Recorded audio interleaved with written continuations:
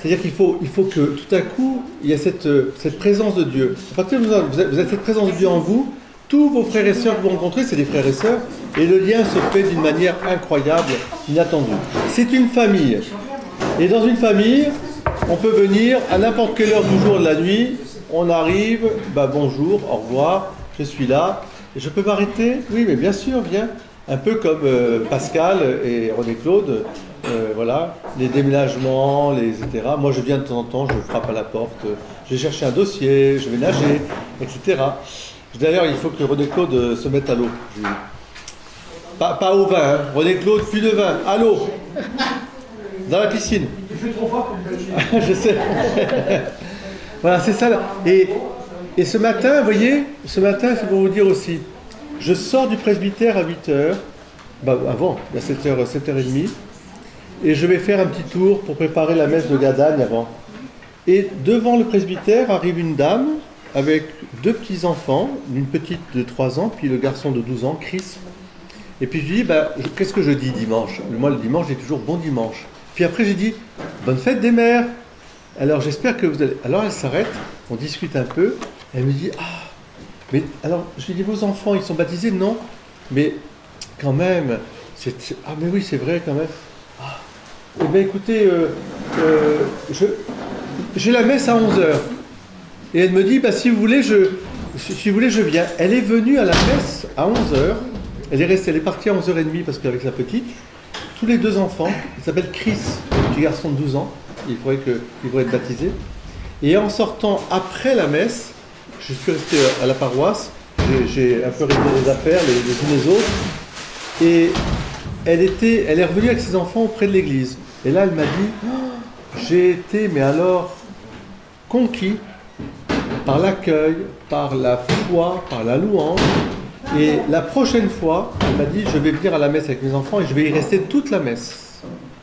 Vous voyez comment on peut être... Il faut être responsable les uns les autres. Quand vous allez la voir, c'est une dame qui a... Je ne sais pas, j'ai pas vu son mari, il y a 2 enfants.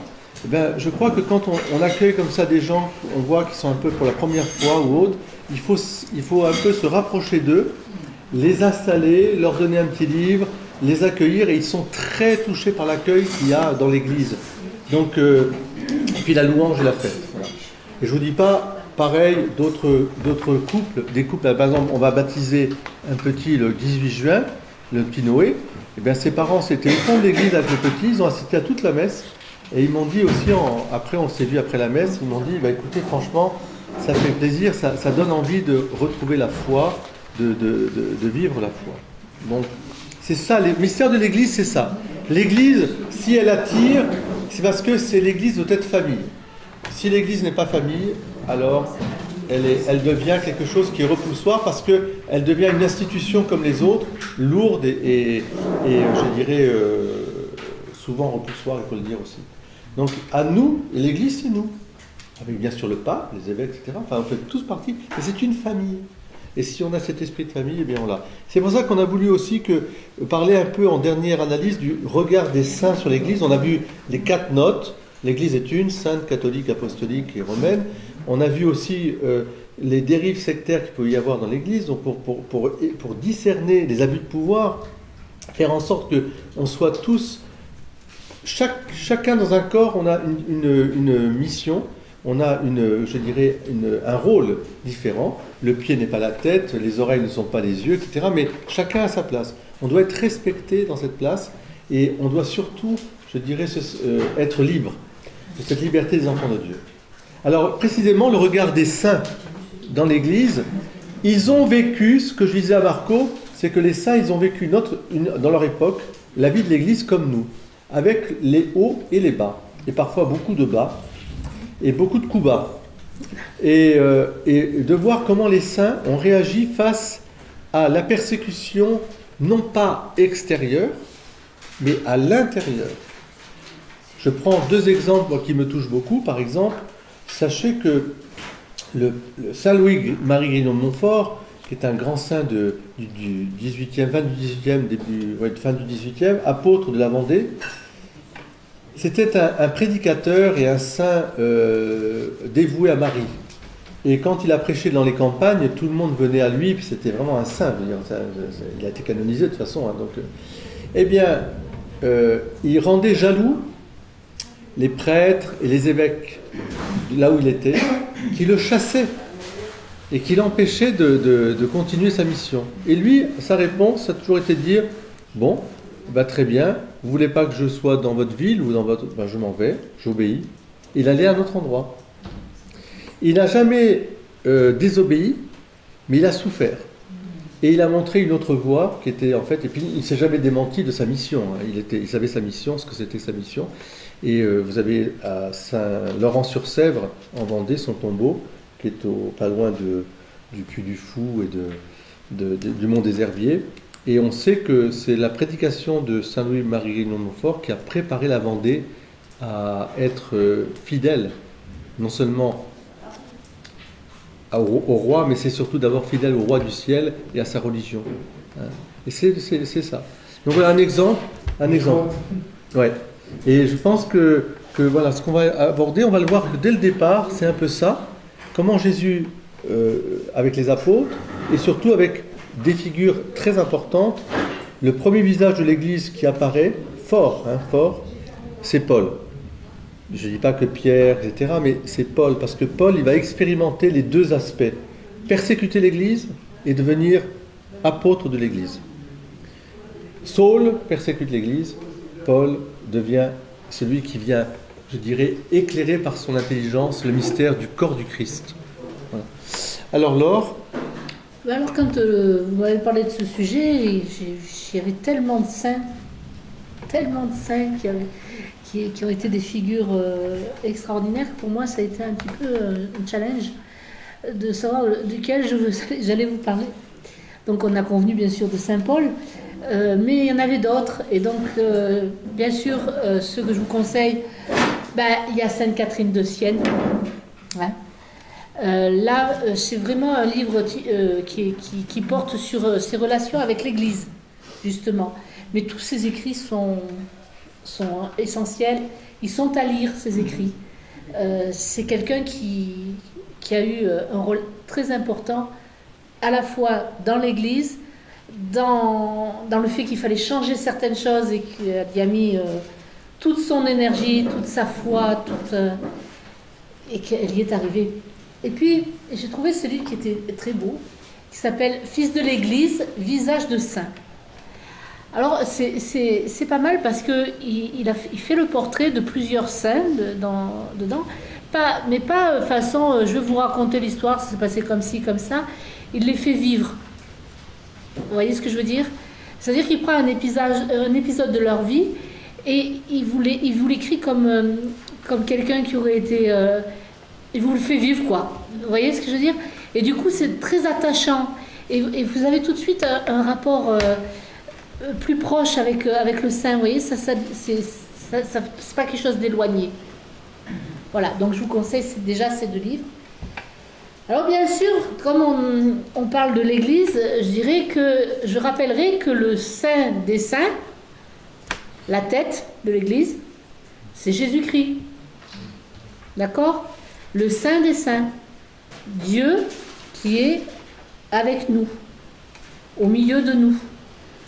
Ça vient déjà, on trouve cette expression déjà dans l'Ancien Testament, le saint des saints.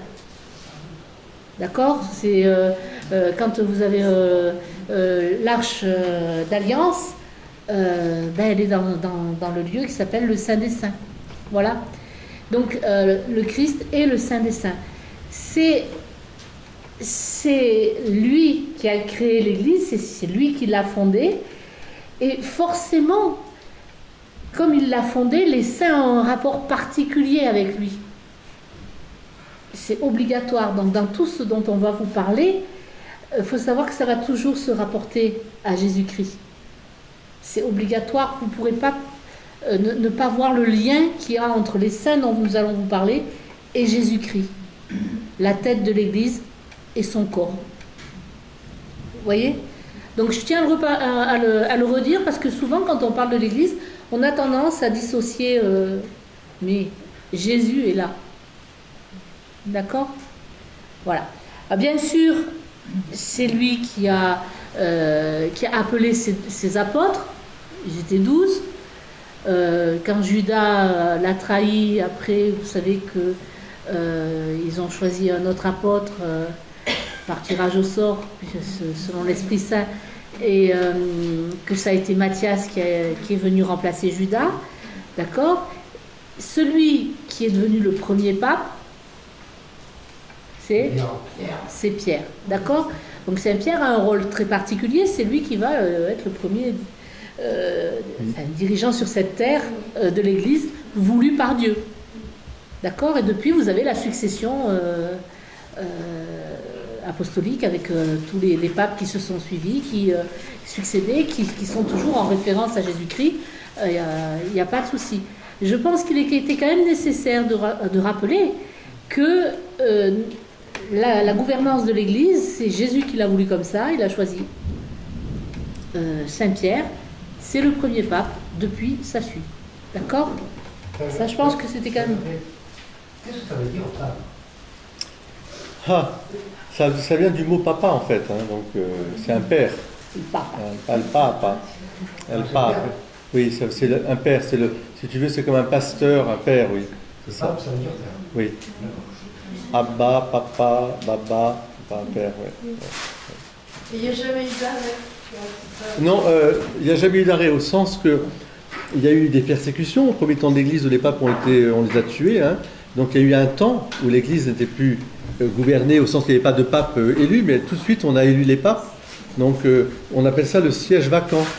Par exemple, lorsque le pape Benoît XVI, on va dire Jean-Paul II est décédé, il y a eu à peu près, je ne sais pas, on va dire un mois peut-être, je ne sais pas, il faudrait voir, où le siège était vacant. 2 ans, ça a duré.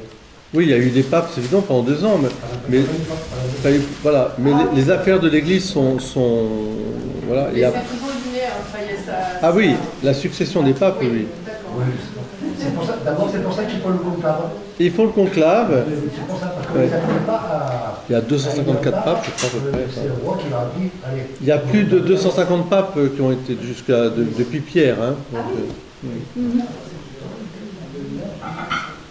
Où ils sont enfermés à clé dans une pièce pour pouvoir... ils ont fait ça, le conclave en fait, ça s'est organisé ainsi à la Renaissance, parce que comme il y a eu ces problèmes de 3 papes, ils voulaient être sûrs que les cardinaux soient enfermés dans un lieu, qu'ils ne puissent pas partir, et que, même s'il fallait, ils étaient au pain sec et à l'eau, ils jeûnaient pour que ça arrive assez vite, quoi, parce que voilà, ils avaient faim, donc allez, on vote, et puis voilà. Donc, mais c'est un peu pour ça. Et aujourd'hui, ils sont enfermés, si vous voulez, dans un conclave, c'est-à-dire que normalement, tout ce qui est téléphone, ils n'ont pas le droit. Ils doivent être dans une salle et aucune conversation, parce que vous vous rendez compte, les avis des uns et des autres sur tel évêque ou tel candidat. Les influences. Merci Seigneur, une bonne pluie. Ah, qui nous bénit de tout cœur. Hein. Et puis, ne vous inquiétez pas, la pluie, ça lave. Non, je suis désolé. Ça lave les déchets. Voilà, je suis désolé pour vos coiffures et tout, mais s'il faut, on prendra des parapluies. Donc, le pape Pierre, voilà.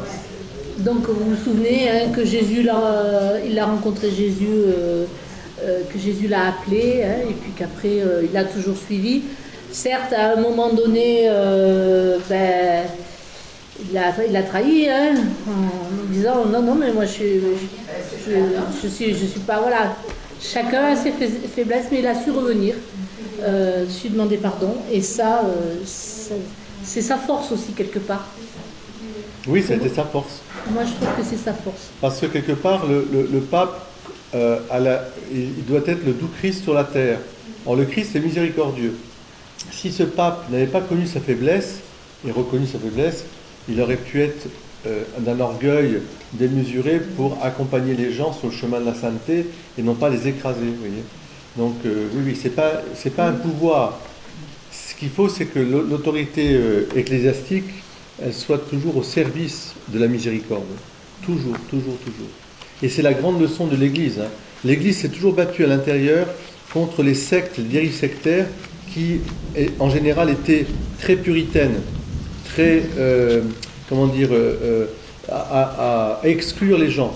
Hein. Par exemple, un schisme qu'on appelle le donatisme, qui suivait Donatien, Donat plutôt, eh bien c'était un évêque qui était certainement un très bon évêque par ailleurs, moralement parlant, mais qui était intransigeant par rapport à ceux qui avaient trahi au moment des persécutions. Et il n'admettait pas qu'ils soient réintroduits dans la communion. Il demandait qu'on les rebaptise, donc qu'ils fassent pénitence. À l'époque, ça voulait dire le carême, enfin tout ça. Et saint Augustin s'est levé contre lui en disant non, c'est pas la voie de l'Église. La voie de l'Église, et le pape aussi, a dit on fait une amnistie pour tous ces gens. La miséricorde l'emporte sur la justice. Certes, ils ont renié, ils ont eu peur de la persécution, mais ils reviennent. Voilà. Donc on les prend comme ils sont et on ne les rebaptise pas, bien sûr. Donc ça, c'est pour montrer que cette figure du pape Pierre avec son coq sur les épaules, qui lui rappelle qu'il a trahi, avant que le coq chante 3 fois tu m'auras trahi, ça, je pense que ça a été pour lui aussi une grande leçon de miséricorde pour les autres. Donc, oui. Voilà. Donc bien sûr, il lui a donné le pouvoir de délier sur la terre ce qui sera lié ou délié au ciel aussi. Enfin bref, il lui a donné tout ce qu'il fallait pour qu'il puisse instaurer l'Église telle qu'on l'a aujourd'hui, avec les sacrements, les prêtres, etc. etc. quoi. Mais vous remarquerez qu'à la fin du mois, je crois, c'est à la fin du mois qu'on va fêter aussi. Saint-Pierre et Saint-Paul. Voilà, ils sont fêtés ensemble. Hein, ils sont morts aussi à Rome le même jour, je crois. Le rôle du pape, c'est vraiment un rôle d'unité. C'est de garantir l'unité de l'Église. Ouais. Donc, pour le garantir, unité, c'est autour d'une foi unique, un seul Seigneur, un seul baptême, une seule profession de foi, etc. Donc, tout ce qui va contre l'unité, le pape se lève. Mais ensuite, il accueille tous ses frères. Il n'est pas le pape en dehors des évêques, il est évêque lui-même. Donc, il y a un collège des évêques. Paul, lui, on va le voir maintenant, Paul, sa mission, bien qu'il était évêque aussi, ça a été d'être, je dirais, celui qui a missionné tout au long de sa vie pour fonder les églises dans toute le bassin méditerranéen, ou l'Asie mineure aussi. Et on peut dire que de ce côté-là, Paul est vraiment celui qui va théoriser, disons, expliquer, désenvelopper le mystère de l'Église et du Christ. Pourquoi ? Parce que Dieu l'a voulu. Non, non, parce qu'il fait l'expérience. Ah si oui, Pierre oui. a fait l'expérience de sa chute, de son reniement, Paul, lui, va faire l'expérience d'un pharisien zélé, docte dans la loi, très romain, citoyen romain, grec, parlant le grec, hébreu, et il est hébreu, disciple de Gamaliel, etc. Et qu'est-ce qui se passe ? Il s'appelle Saul. Il s'appelle Saul à ce moment-là, et comme vous le savez sans doute, Saul est tellement persuadé qu'il faut combattre les chrétiens, enfin ceux qui ont suivi le Christ, que vas-y. Et pourquoi ? Parce qu'il voit ça comme un danger d'unité par rapport aux Juifs. Voilà. Ils sont juifs, les premiers chrétiens, et il dit mais c'est pas possible, ils annoncent le Christ. Bon, pourtant il attend le Messie, mais il dit c'est pas possible, c'est pas peut être ça. Donc il les voit comme un danger. Et lui, zélé comme il est, il dit il faut les persécuter et il faut les tuer, effectivement, les mettre en prison, les tuer. Donc Saul part. Saul était parti sur la route de Damas. Oui. Et donc il voyageait tranquillement quand d'un coup... avec des soldats. Hein. Oui, quand d'un coup... Pour aller enfermer les gens. Oui. Non, mais il était très sympathique à l'époque, hein, vraiment très, très gentil, voilà. Il n'hésitait pas à participer à tous les massacres qu'il pouvait, à emprisonner les gens, tout ça, c'était pas un problème. Hein.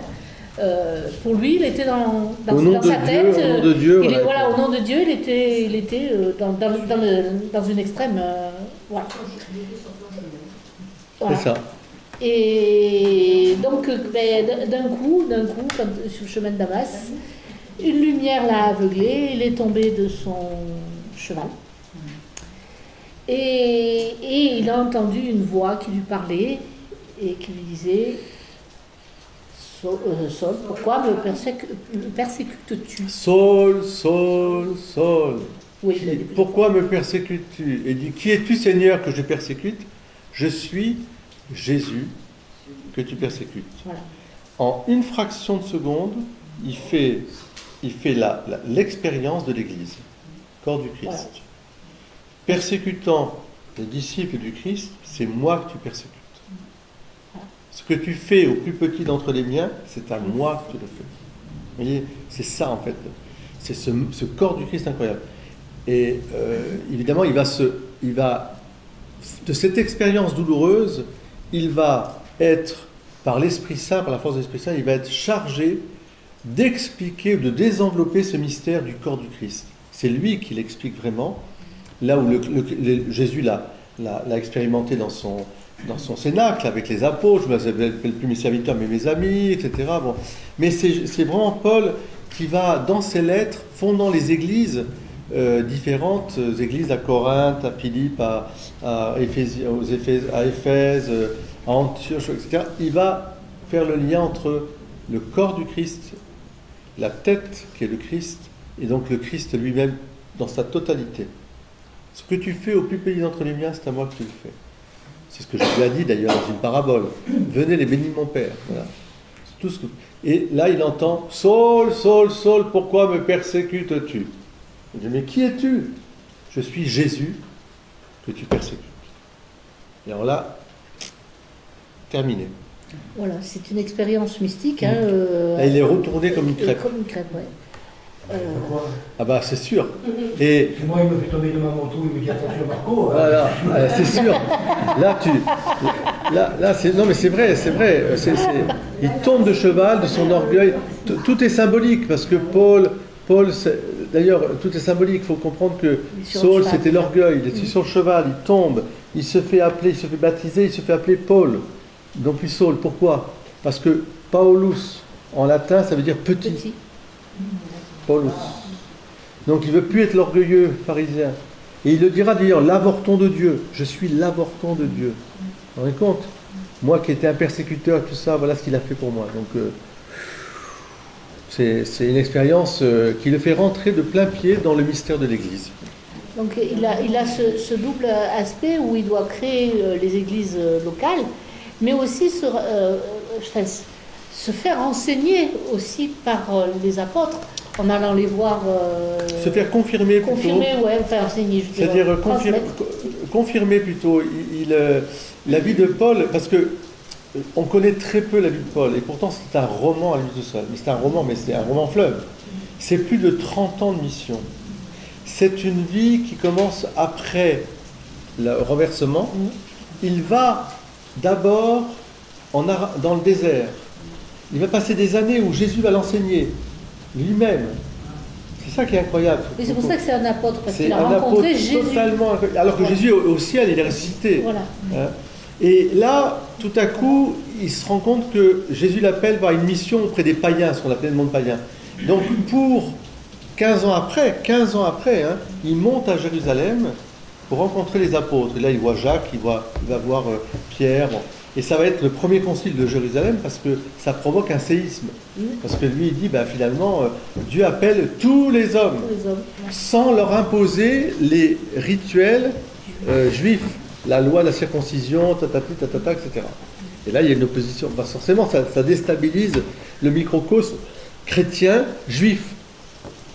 Parce que l'impureté, les purs, les impurs, on est dans des mondes de caste, en fait. Hein. Et donc, c'est très... Et lui, il va franco. Et il va être adoubé par Pierre. Alors, moi, je vois ça aussi comme le fait qu'il a vu aussi une unité de l'Église très large, du coup. Ah bah oui. Parce que ça va des païens aux juifs. Oui, mais... Et c'est une unité que certains n'avaient pas encore envisagée. Alors, on va dire que les apôtres le savaient, puisque Jésus, à la fin, quand il monte à l'ascension, il leur dit bien...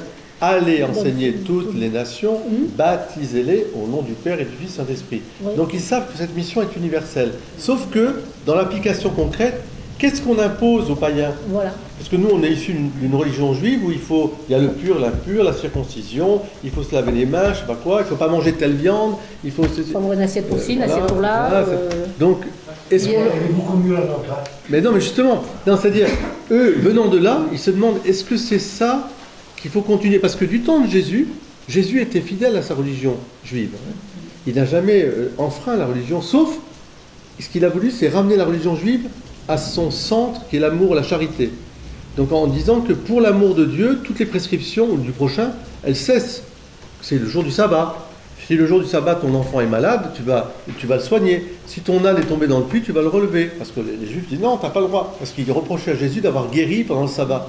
Il dit mais le sabbat, c'est fait pour la charité, c'est fait pour l'amour, c'est pas fait pour des prescriptions, nanana, hein. C'est pour ça que, même dans notre église, il faut il y a des prescriptions, il y a des dossiers à faire, Pascal le sait, elle en fait des dossiers, il y a des prescriptions, etc. Mais on doit aller toujours un peu au-delà. Parce que, par exemple, on va marier une petite Rosalinda, hein, qui est sicilienne, gentille. Ben, elle a été placée toute petite dans une famille, ses parents, bon, je ne raconte pas l'histoire en Sicile, bon, l'orphelinat, pas de certificat de baptême. Et puis compliqué, la maman elle meurt, le papa, bon, etc. Bon, comment faire? La famille, et puis c'est en Sicile, ils ne comprennent rien, enfin bon. Donc, qu'est-ce qu'on fait? Elle me montre une photo de elle, avec le curé, faisant sa première communion. Très belle, avec tout le groupe. Et parce qu'on leur a offert ça, et en Italie, ils ont des petits albums très bien faits avec des photos, c'est magnifique. Et elle a gardé ça. Donc je lui dis, bah, écoute Rosalinda, c'est tout simple, tu m'écris ça, tu prends ça, on prend ça, on écrit une lettre, tu dis, etc., etc. Et l'Église, elle fait confiance. Elle n'est pas d'abord une Église administrative.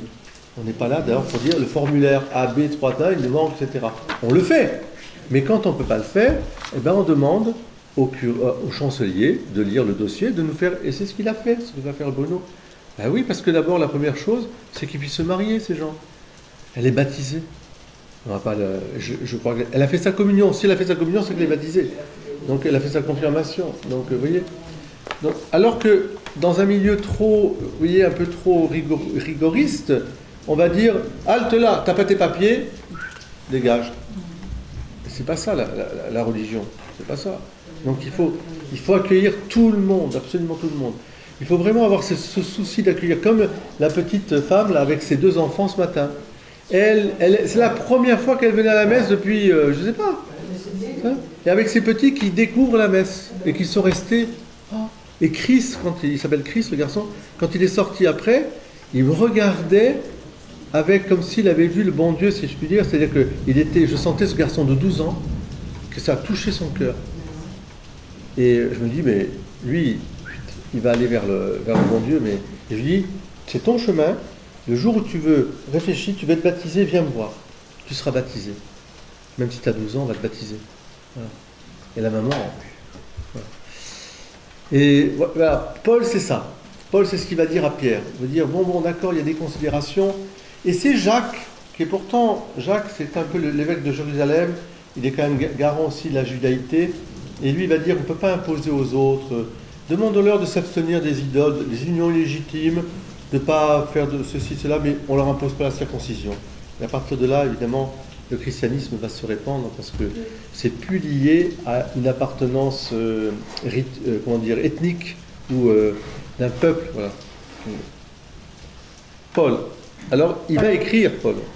Non seulement il va écrire, mais Paul, il a quand même, il est aussi central sur le fait que l'Eucharistie, lui, ça, c'est central. Et puis le mot église apparaît sous la première fois.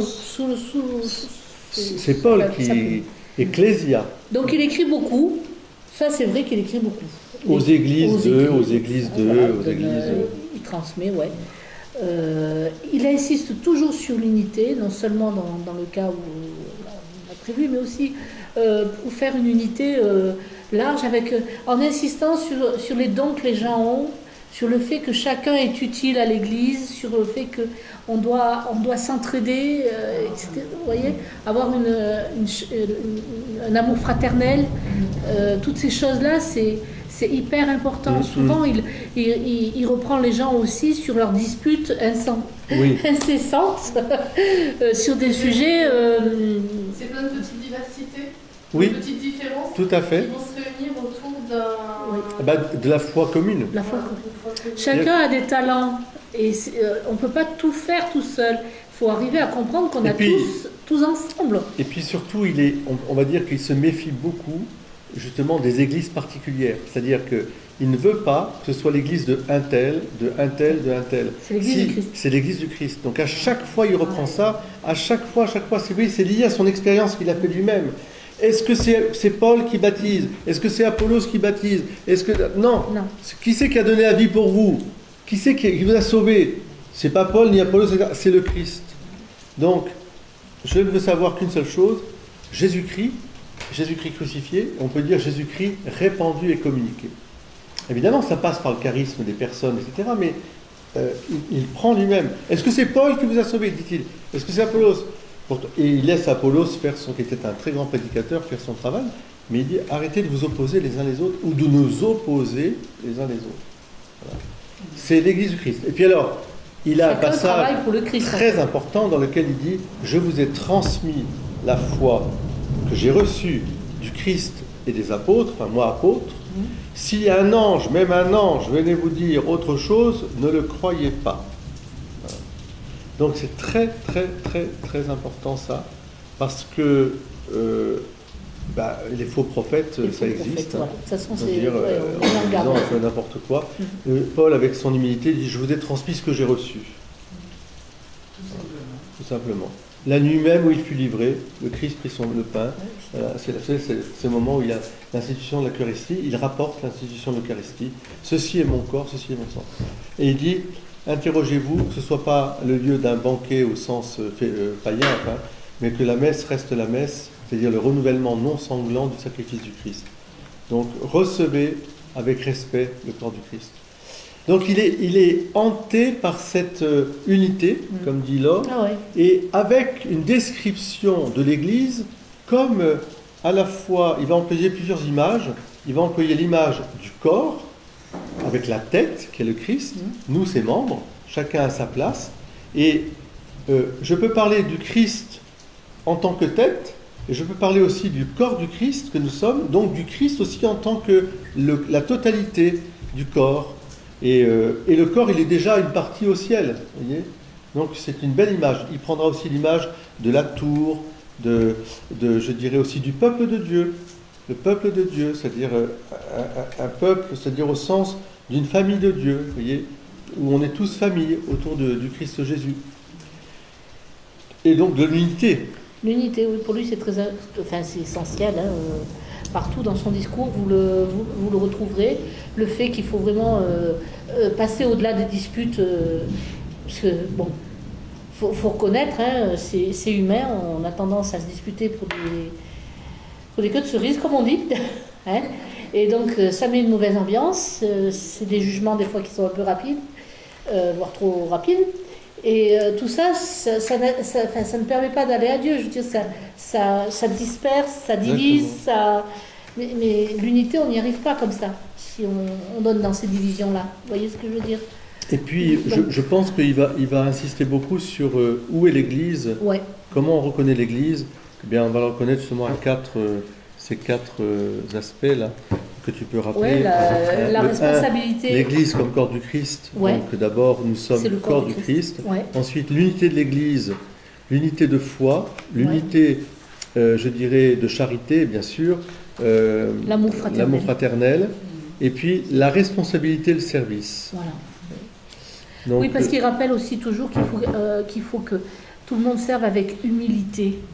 C'est pas un truc qui doit vous faire bien voir par les autres. Ouais, c'est moi qui ai fait ça. Non, vous servez les autres et vous servez Dieu. Vous n'êtes pas là pour avoir un titre glorieux avec votre photo dans le journal. C'est pas ça le but. Non. Voilà. Ça, c'est l'Église des apôtres. Il y a les persécutions. Pendant les persécutions, vous savez qu'on a peu d'écrits. On a les écrits des martyrs, c'est-à-dire les récits des martyrs, mais les gens n'avaient pas le temps d'écrire, ils étaient persécutés, donc on se passait qu'est-ce qu'on faisait? On se passait les écrits des apôtres, les lettres, l'évangile. Après la paix de Constantin, des grands théologiens vont apparaître, ce qu'on appelle les pères de l'Église, qui s'installent comme évêques et qui vont développer et défendre l'Église. Ils vont donc illustrer, c'est-à-dire, je dirais, au fond, finalement, comment dire, éclairer l'Église, ce qu'est le mystère de l'Église, et défendre l'Église contre toutes les tentations de schisme et autres. Et parmi ces évêques, il y en a un évidemment qui est très célèbre parce que c'est celui qui a amené saint Augustin à la foi, qui était l'évêque de Milan, qu'on appelle saint Ambroise. Saint Ambroise. Donc, des écrits en latin qui sont toujours là. Il y a même des hymnes que nous disons dans le psautier de saint Ambroise. Et alors qu'est-ce que saint Ambroise lui Moi, j'ai beaucoup aimé saint Ambroise aussi parce que d'abord c'est un fils de préfet des Gaules, donc il n'est pas forcément dans le milieu au départ appelé à devenir un grand docteur de l'Église. C'était pas. Il était dans l'administration romaine. Et gouverneur de Milan. Dans ces temps-là, il fallait s'inscrire. Il fallait s'inscrire pour se faire baptiser. Lui, il était inscrit sur la liste des catéchumènes. Oui, il était catéchumène. Et il n'était toujours pas baptisé. Donc,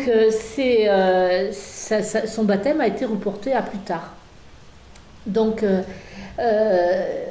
il y a eu à un moment donné l'hérésie arienne. Je pense que vous en avez entendu parler. Oui, on en a déjà parlé. Qu'est-ce que c'est pour vous? Ça évoque quoi l'hérésie arienne pour vous? Les Ariens, il y a les bons Ariens. Les pauvres. Donc, c'est dans l'écrit. C'est ça, il y a les... Alors les Ariens, c'est devenu les nazis parce que, de fait, c'est la race arienne. Donc, Arius, c'est une, je veux dire, il y a une souche, une souche indo-européenne, les Ariens, bon voilà. Mais Arius est un sectateur, comme toujours les noms des sectes sont tirés de celui qui l'a provoqué, qui était, très très attaché à l'unité de Dieu. Pour lui, Dieu, forcément, il était unique. Et s'il était unique, il ne pouvait pas avoir quelqu'un à côté de lui. Donc il voyait le mystère de la Trinité, il le voyait d'une manière un peu différente. Il pensait que si Dieu est unique, le Père, certes, il nous a sauvés par Jésus, mais qui n'est pas vraiment le Fils de Dieu. Il est celui qui a reçu une mission de Dieu pour nous sauver. Voilà. Bon. Donc ça, c'était tout simple. Le mystère de l'incarnation, il n'y avait pas besoin d'en parler. Jésus était le fils de Marie, puis il a reçu du Saint-Esprit, enfin de l'Esprit de Dieu, qu'il appelait l'Esprit de Dieu, il a reçu la mission de sauver le monde, on va dire, voilà. Donc il est mort sur la croix, certes, mais voilà, ça s'arrêtait là. Là, évidemment, l'Église, enfin, ça c'est pas possible, donc saint Ambroise va combattre l'arianisme de toutes ses forces, parce que ça avait tendance à simplifier, ce qui est vrai, le discours chrétien. Vous avez la même chose d'ailleurs, on pourrait dire, j'en parlerai un petit peu avec l'islam, c'est une simplification du regard sur Dieu qui est très satisfaisante à l'esprit. Parce que Dieu, il n'y en a qu'un, il est unique, et puis basta. Et puis votre Trinité, là, etc. Donc on lui rend un culte, et puis c'est tout. Et il n'y a pas d'association possible, voilà. Même de près ou de loin. Alors Arius, il était un peu plus compliqué, il pensait que Dieu l'avait assumé. Dieu avait assumé quand même Jésus, il lui avait, voilà. Donc c'était très dangereux pour la foi chrétienne et donc et c'était très répandu et très répandu parce que c'était un discours qui était assez rationnel en fait et assez compréhensible. Qu'est-ce que ça a à voir la race arienne? Alors non, c'est pas la race arienne, là c'est Arius. Après que les nazis aient pris ça, la race arienne, c'est la race pure, parce que arien là ici avec un Y, A-R-I-Y-E-N, Arius c'est A-R-I-U-S, mais nous on s'amuse toujours à dire les bons ariens et tout ça. Bon. Donc alors, il y a des jeux de mots. Saint Ambroise, il va défendre et illustrer l'Église. D'abord, il est l'évêque de Milan. Milan, c'est un très grand évêché. C'est d'abord une très grande ville, déjà à l'époque. C'est la ville du Nord.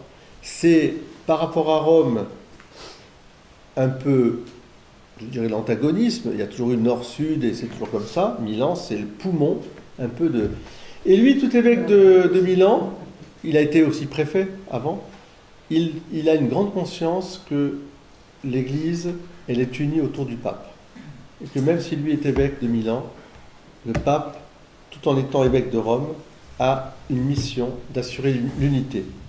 Et il aura cette phrase tout à fait très juste, Ubi Petrus, ibi ecclesia, en latin. Ubi, où est Pierre, ibi, là, et l'Église. Ubi Petrus, ibi ecclesia. C'est-à-dire, si tu veux vivre l'Église, il faut que tu sois toujours lié au siège apostolique, au pape, quel qu'il soit d'ailleurs. Tu peux aimer ceci, pas aimer ça, mais c'est le pape. Voilà. Donc, c'est très important parce que les églises autour, eh bien, ça rejoint Paul, hein, ne sont pas des églises c'est pas des églises indépendantes. On ne fait pas son église, c'est l'église du Christ unifiée autour du siège. Et c'est la grande force de l'Église catholique, c'est d'avoir un pape. Le pape, malgré toutes les difficultés qu'il peut y avoir dans tous les pontificats, ça reste quand même le facteur d'unité. Et c'est une lampe sur notre route. Moi, je dis qu'il faut rester attaché au pape, le lire, etc. Chaque pape de chaque situation, parce que c'est quand même le chef de la barque de Pierre, quoi. Et nous, on est les bateaux autour, on peut être une petite église, l'église d'Avignon, l'église là, mais il doit être attaché. Si tu te sépares de la barque, là, bah, tu vas dans d'autres directions, c'est compliqué. Ça ne veut pas dire qu'on perd tout, mais regardez les églises orientales, enfin les églises orthodoxes, pour parler d'eux, sans parler des protestants, mais les églises orthodoxes qui ont les sacrements et tout, c'est compliqué parce que forcément, il y en a un qui essaie de prendre le dessus sur les autres. Le patriarcat de Moscou, le patriarcat de Constantinople, patriarcat, etc. Ça n'existe pas dans l'Église catholique. Il y a des dissensions, il y a des difficultés, mais voilà, c'est l'Église ou c'est pas l'Église. Donc, ubi Petrus, ibi Ecclesia. Et s'il y en a un qui veut faire son Église, à un moment ou à un autre, ça va pas. Il va se séparer. C'est-à-dire que l'Église orthodoxe, ça fonctionne beaucoup avec la politique encore. Eh bien oui. Eh oui, forcément, là, c'est un vrai problème, parce que c'est très lié finalement au lieu. C'est-à-dire, au lieu d'être une Église universelle, ça devient un peu l'Église quand même liée au temps, au lieu, etc. Enfin, c'est l'Église de Moscou, c'est l'Église de Constantinople. Donc, alors que l'Église catholique, même si elle a son siège à Rome, elle est l'Église universelle. C'est pour ça que la collégialité aussi est très importante, et c'est pas, en soi, ce n'est pas une mauvaise idée de voir des évêques, enfin des cardinaux de tous les coins venir à Rome pour, je dirais, en collégialité, imprimer un mouvement dans l'Église, même s'il ne faut pas que ce soit bien sûr au détriment, mais ça c'est l'équilibre, hein, de la curie romaine. Tout ça est un vaste sujet, donc je ne rentrerai pas dedans. Mais en tout cas, ubi Petrus, ibi Ecclesia. On n'a jamais aucune raison de quitter l'Église. Jamais, jamais. Les raisons sont mauvaises. Elles seront de colère, elles seront d'invective, et on a notre part de responsabilité. Hein. Quand il y a eu le schisme avec l'Orient, les Latins, ils avaient un peu leur part de responsabilité d'avoir un peu critiqué la barbe des Orientaux, des Orthodoxes, et peut-être de s'être battu un peu sur des termes comme le filioque, vous savez, l'Esprit Saint procède du Père par le Fils, ça c'est la profession de foi orthodoxe, et dans le credo, et nous, en fait, l'Esprit Saint procède du Père et du Fils.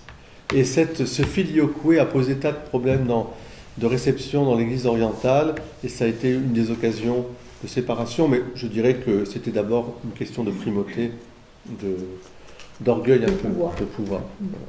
Alors Ambroise, lui, il va vraiment être un grand théologien sur l'Église aussi. Ce qui est très marrant chez Ambroise, moi je trouve, c'est que, en fait, il a été nommé évêque, choisi comme évêque, alors qu'il n'était toujours pas baptisé et qu'il était, ah oui. et qu'il était pas prêtre. Catéchumène, baptisé, ordonné, voilà. Ordonné prêtre, ordonné évêque, dans la même journée. Ah, c'est le peuple de Milan qui l'a choisi. Il l'a choisi, ouais. Ah oui, j'en ai entendu parler. Ouais. Ah ouais. Il a dit Ambroise évêque, et hop, il s'est retrouvé. Et dans une... l'autre aspect intéressant, c'est qu'il était le défenseur. De la ville.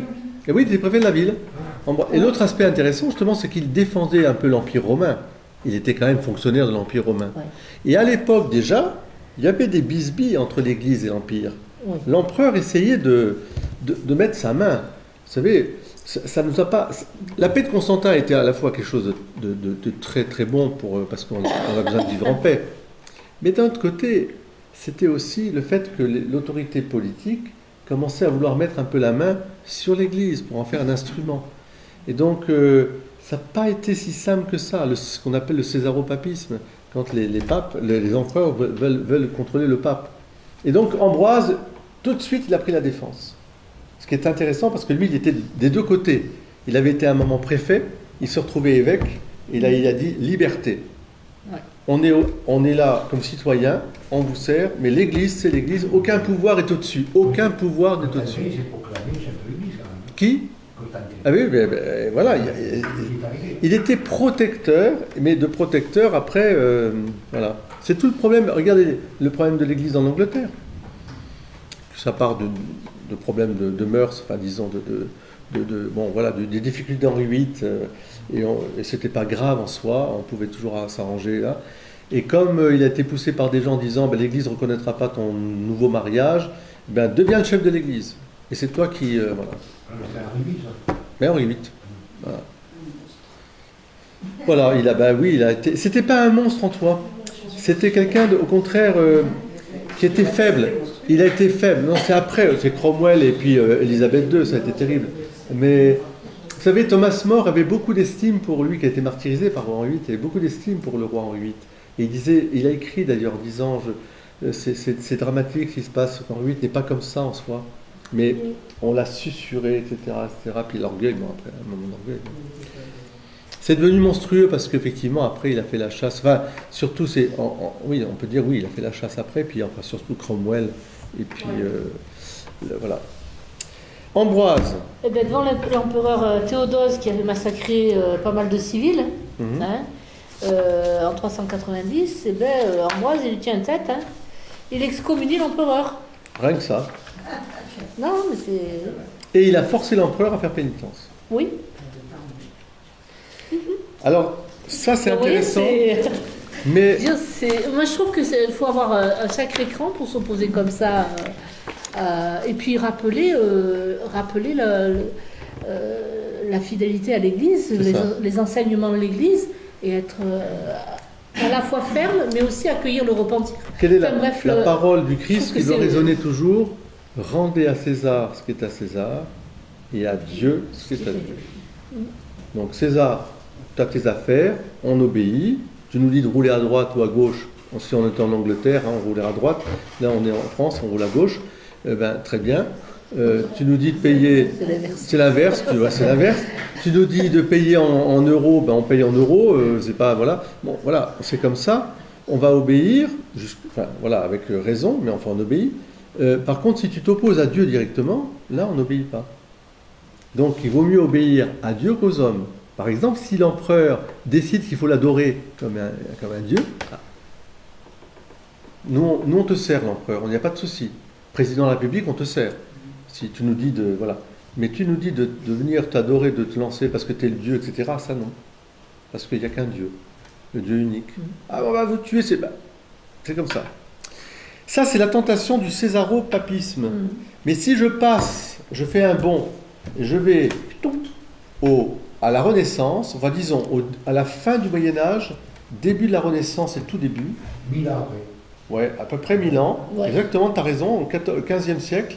Là, je vais avoir une figure incroyable qui s'appelle... Exceptionnelle, je dirais. Exceptionnelle, qui est docteur de l'Église, qui est la première femme docteur de l'Église, enfin elles sont plusieurs, mais docteur de l'Église, dont les écrits sont d'une mine extraordinaire à lire, les dialogues de Sainte Catherine de Sienne. Donc, comme son nom l'indique, Sainte Catherine était de Sienne, d'une ville. Italie. Parce que l'Italie, ça n'existe pas, si je puis dire, ce sont des villes. On est de Florence, de Sienne, de Milan, voilà. Bon, il y a l'Italie quand même, mais il n'y a pas de gouvernement, ce sont des princes. Et des rois d'Italie, ce sont des princes de ville, etc. Et Catherine de Sienne, alors qui c'est? C'est une petite fille, une femme, hein. Oui, alors de nos jours. Donc c'est une femme qui est née dans une famille très modeste de teinturiers, hein, et qui avait une vie très pieuse, mais dès le plus jeune âge. C'était vraiment une exception à la règle, ça. Hein. C'est quelqu'un qui passait son temps à prier, toute petite déjà, toute petite. Donc, à 16 ans, elle rentre dans le tiers-ordre dominicain. 16 ans. Elle se consacre à la prière, à la pénitence, aux œuvres de charité. Et elle passe sa vie en renoncement, en se retirant dans une petite cellule de la maison où elle est, pour prier. C'est sa vie. Elle sort pour aller à la messe. Vous voyez, sa vie, elle est centrée complètement sur Dieu. Et elle priait tout particulièrement pour le salut de toutes les âmes. Parce que pour elle, c'était hyper important, ça, que tout le monde soit sauvé. voilà, toutes les âmes qui sont ensemble dans le corps du Christ, quoi. Vous voyez ce que je veux dire? Oui. Voilà, ça c'était. Donc, elle enseignait aussi. Elle avait donc un groupe de personnes qui suivaient son enseignement qu'on appelait la brigata. Une petite brigade. Voilà, voilà. Donc, elle était très connue par ses visions, parce que c'est quelqu'un qui rentrait en extase.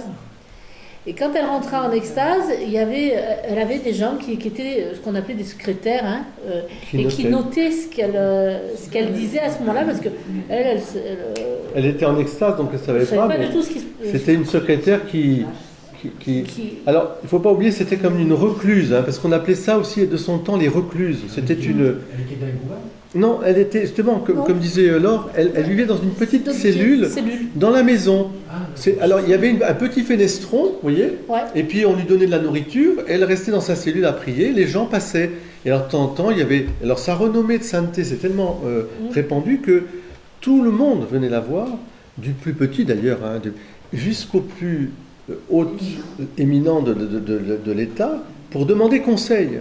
Et elle sortait pour aller à la messe, et elle sortait aussi, et on va voir, elle est sortie pour des missions incroyables. Pour des missions incroyables, parce qu'elle a participé à la réforme de l'Église. À l'époque, le pape, il est où? Une femme en plus, hein, à Avignon. Le pape est à Avignon. Enfin, il n'y avait pas qu'un pape, il y avait plusieurs papes. Il y avait tout le schisme et tout ça. Donc, elle va sortir, elle va aller à Avignon. Et elle est passée à Saint-Didier, à Avignon. Dans l'église de Saint-Didier, il y a la trace de son passage. Et elle est allée voir le pape en lui disant, il faut que tu reviennes, très Saint-Père, à Rome. Tu ne peux pas rester là. C'est pas même si les Romains sont fous, parce que pour ça ils sont fous les Romains, comme dit Astérix. Ça vient de là. Ça vient de là, je pense.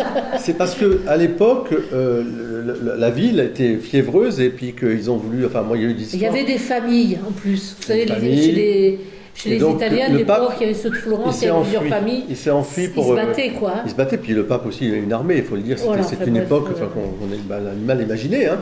Et donc, elle va le voir. Elle va le supplier de revenir à Rome. Et c'est elle qui va obtenir qu'il revienne. Je ne suis pas sûr qu'elle le voit elle-même, mais enfin, elle meurt peut-être après. Elle est née en 1347, donc on est au début du 15e, c'est la fin du 14e, début du 15e. Ah oui, bien sûr, il y a toutes ces époques-là de ces grandes familles, voilà. Toutes ces grandes familles, voilà, Sforza, qui se battaient. Médicis, Visconti, famille Visconti, tout ça. C'était des banquiers, etc. C'était des gens, voilà. Et donc, elle va participer à la réforme de l'Église parce qu'elle se rend compte que l'Église, si ça va pas. Et puis attention, il y avait déjà le remous du protestantisme qui commençait à arriver. Hein. Ça commençait déjà, les premiers signes. Hein. Elle dit c'est qu'il y a quelque chose qui ne va pas entre l'opulence, la richesse, la cour, enfin tous ces trucs-là. Sans parler la corruption, les abus, les guerres. Les guerres, ouais. De pouvoir, donc de pouvoir, ça se tuait à qui mieux dans les villes s'affrontaient.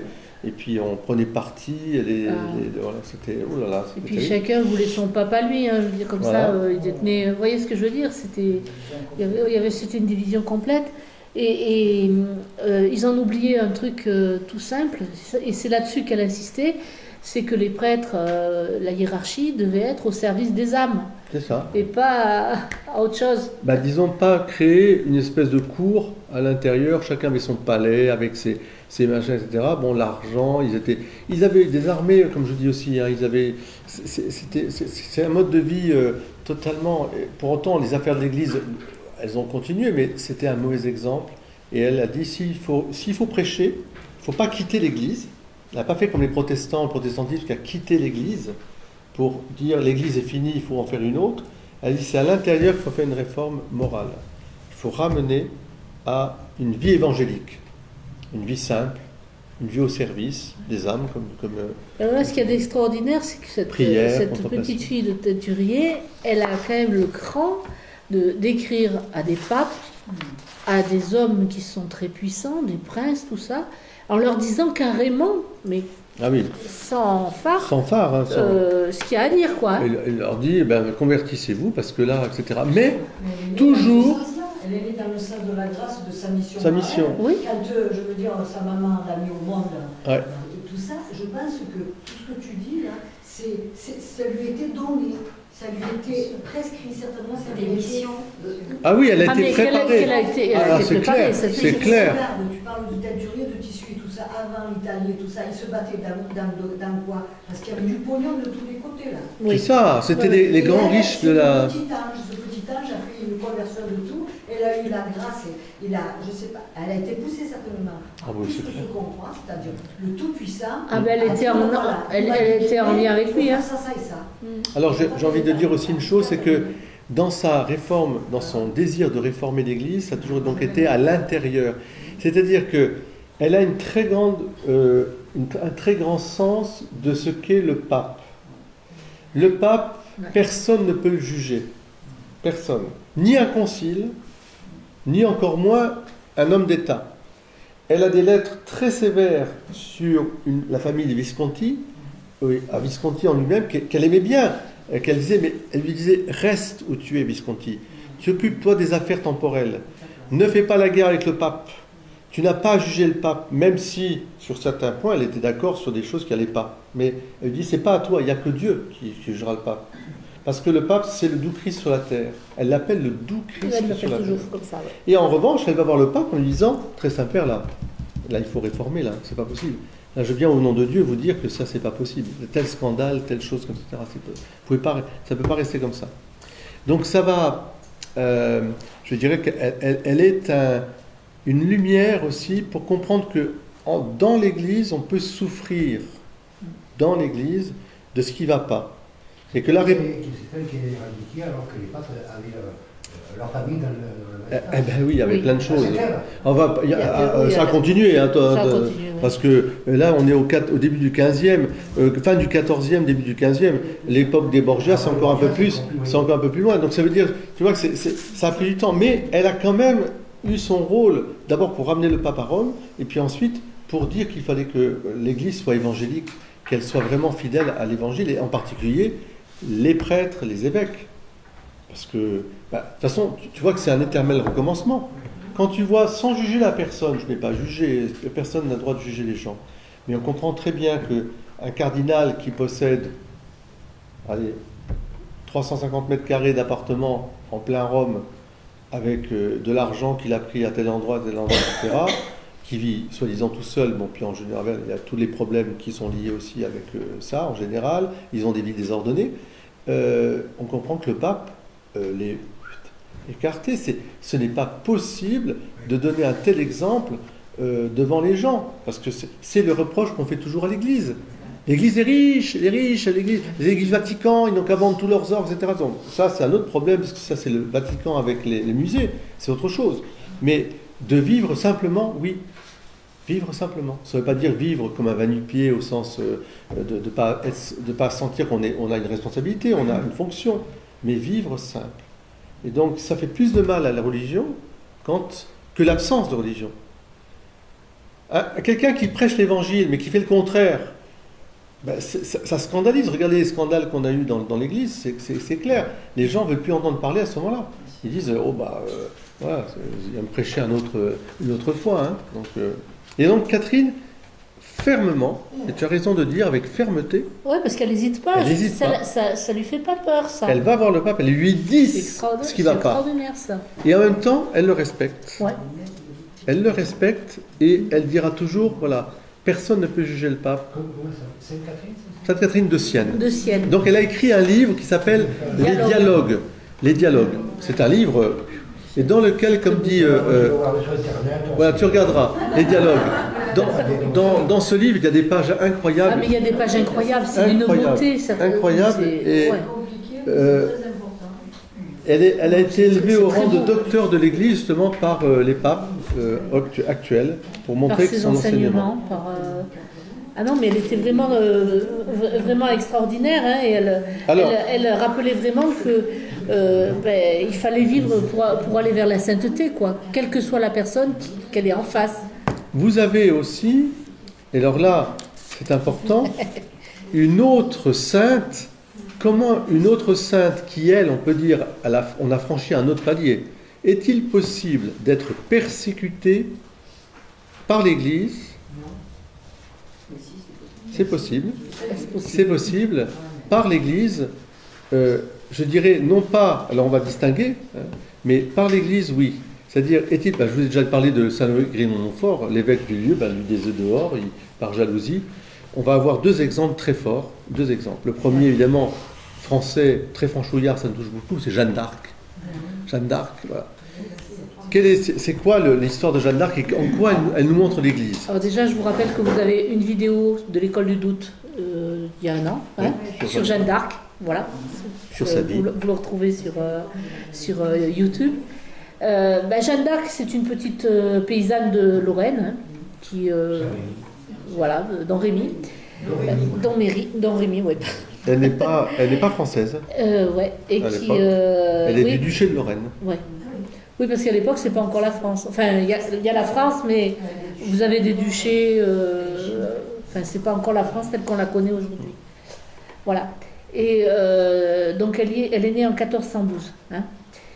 Et donc, dès son enfance, elle a des visions, des messages de Saint-Michel, de Sainte-Catherine, de Sainte-Marguerite.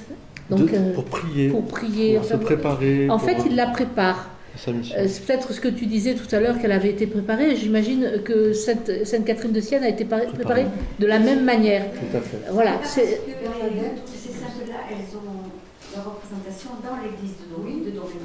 Oui, absolument. Et aussi parce que, attention, ce sont des saints qui sont très liés aussi à la France. Hein.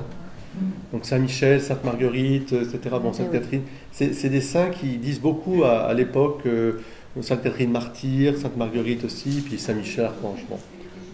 Saint-Michel Archange aussi, on sait, parce qu'il y a aussi le Mont Saint-Michel, donc enfin, vous imaginez bien. Bon, tout ça.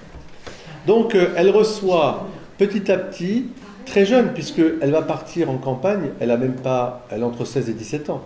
Elle meurt à 19. Alors vous savez, sa mission, elle est fulgurante. Elle est rapide, hein. Elle est exactement calquée sur le Christ, 3 ans de vie, on peut dire, de vie, et puis jugée. Et c'est une figure, on peut dire un copier-coller de ce que le Christ a vécu, lui juif, au milieu de sa religion, persécuté par sa religion, et mort et tué, on peut dire, par sa religion d'une certaine manière. Mais, voilà, l'évêque cochon. Alors, qu'est-ce qui se passe en fait? D'abord, il la prépare, il lui demande de venir sauver la France. Hein, mais bien sûr, son père, au départ, il n'est pas tellement enthousiaste. Hein. On ne peut pas dire que dans la famille, ce soit l'enthousiasme général. Il faut attendre un peu, quoi. Et finalement, elle arrive à partir à 17 ans et elle va finir par pouvoir rencontrer le futur roi. D'accord? Donc sa mission... mission... C'est quand même, déjà, il a fallu passer plusieurs étapes avant d'accéder au roi. Hein. Ça ne s'est pas fait comme ça. Mais les portes se sont ouvertes au fur et à mesure, de manière assez exceptionnelle. Sa mission, c'est quoi? Sa mission, c'est de bouter les Anglais hors de France. Non, je dirais ça comme ça. Sa mission, positivement, c'est d'abord de dire au dauphin qu'il est bien l'héritier du trône de France. Voilà. Parce qu'il y avait tous les problèmes des... C'est avec les Anglais, on se disputait par rapport au mariage, etc. Donc, et on faisait courir le bruit que peut-être le dauphin n'était pas vraiment l'enfant légitime. Ouais. C'était un bâtard, on l'appelait le bâtard, enfin, il y avait des bruits qui couraient, pour le destituer du royaume. Et lui, elle vient, et alors qu'on a fait un déguisement d'un faux roi, elle va directement au roi, qu'elle ne connaissait pas, et lui dit voilà. Et elle lui dit quelque chose qui va complètement bouleverser Charles VI, je crois, ou 7, Charles VII, qui le bouleverse complètement. Et là, elle va entrer de plein pied dans cette reconquête du royaume pour que le roi puisse être sacré. Le plus important pour elle, c'est qu'il amène le roi à Reims, pour qu'il soit sacré. Et ça, une fois qu'il est sacré, il est le roi de France. Personne ne peut plus donc c'est très très important. Et de la part de Messire Dieu. Hein. Je viens de la part de Messire Dieu avec une mission qui me conduit par Jésus et Marie. Jésus et Marie. On est en pleine guerre de 100 ans, il faut bien le rappeler. Et il y a vraiment entre les Anglais et les Français une histoire de qui est le roi par rapport au mariage qu'il y a eu, etc. Que Et chacun. les Anglais sont en France, ils Voilà. occupent bien la France. Hein. Donc, ils- C'est 5-7 ans. Ouais. Oui, bien sûr. Ouais. Et les Anglais sont bien présents, et puis ils ont des alliés. Il y a les Bourguignons, il y a Ouais. les Normands, parce que la Normandie, l'Angleterre, enfin, il y a plein de choses qui viennent se lier. Et là où je voulais en venir, c'est que vous connaissez l'histoire de toute façon, donc elle délivre Compiègne, enfin Orléans, il y a le sacre du roi, tout ça, puis après elle est trahie. Elle est trahie même peut-être à l'intérieur de son camp, Ouais. et en tout cas elle est trahie, elle est livrée, d'abord capturée par les Bourguignons, qui n'étaient pas la France à l'époque, qui vont Mais la qui était revendre allié avec les Anglais. pour une somme colossale aux Anglais, qui vont l'amener à Rouen, qui était je dirais le fief. Le fief. Là, il faut la juger, non pas, il ne la juge pas parce qu'elle était l'envoyée de Dieu. Vous voyez, c'était, tout le monde savait que Jeanne la Pucelle, c'était celle que Dieu avait envoyée. Donc il fallait absolument la condamner, pas seulement la condamner comme une guerrière, qu'elle n'a pas été d'ailleurs, elle n'a jamais blessé quelqu'un, elle a été blessée, mais jamais elle a porté des armes, elle portait son oriflamme, elle conduisait à la guerre, mais elle ne faisait pas la guerre. Mais il fallait la condamner comme une sorcière, en fait. Une sorcière, voilà. Sorcière et hérésie, ouais. Relapse, pertinax, hérétique, tout ce qu'on veut, etc. D'où le procès en Église. Et attention, c'est pas un procès, je veux dire, avec non, ben voilà, tiens, on va te faire, t'as un petit juge qui est là. Non, non, non. Mais il y a les évêques, la région, de la région. Vous avez les théologiens, les dominicains, des jésuites, pas les jésuites, c'est pas encore. Vous avez peut-être des franciscains, je sais pas. C'est toute l'Église avec son apparat, hormis le pape. Hein. Mais c'est l'Église de France, l'Église qui faisait allégeance à l'Angleterre. C'est énorme. D'ailleurs, à un moment, elle rappelle qu'il faudrait prévenir le pape. Alors justement, donc elle est jugée. Elle est jugée, je dirais, sur ses faits surnaturels. Parce qu'il faut absolument montrer, comme une sorcière. Vous dites que vous entendez des voix. Qui c'est ces voix, etc. Enfin, on lui demande de se justifier. Et elle a des réponses tout à fait extraordinaires. Et effectivement, oui, qui ébranle les théologiens d'ailleurs, parce que. elle est persécutée, on peut dire, elle est jugée par l'Église, parce que c'est l'Église. L'Église de notre temps. Hein. Et elle fait un appel, à la fin, elle dit, j'en appelle au pape. Et elle avait demandé à ce qu'on la transfère à Rome pour qu'elle soit jugée par le pape. Et ça, évidemment, ils n'ont pas voulu. Ils n'ont pas voulu le parce faire. qu'ils bien savaient sûr. très bien qu'en la sortant et allant vers le pape, ça n'aurait été pas pareil. Et elle va avoir cette phrase tout à fait étonnante, enfin, tout à fait extraordinaire. D'abord, elle va invectiver Cochon en disant c'est par toi enfin, que je vais mourir. Hein. Elle lui dit, et Cochon d'ailleurs se convertit, hein, parce que évidemment Jeanne d'Arc sera réhabilitée, et lui-même va faire amende honorable et va finir en pénitence à Alençon, où son corps est conservé dans l'église d'Alençon, qui était une cathédrale au départ. Il a servi humblement, donc elle a prié certainement pour son pardon, parce qu'il était complètement possédé, on va dire, c'était le pouvoir politique et religieux là. Hein.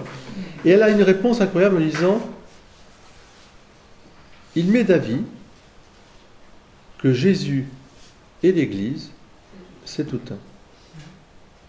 Elle revient à la théologie paulinienne du corps du Christ. On ne peut pas séparer Jésus et l'Église de Jésus, c'est pas possible. C'est pour ça qu'elle en appelle au pape d'ailleurs, parce qu'elle dit, il n'y a que lui, voilà.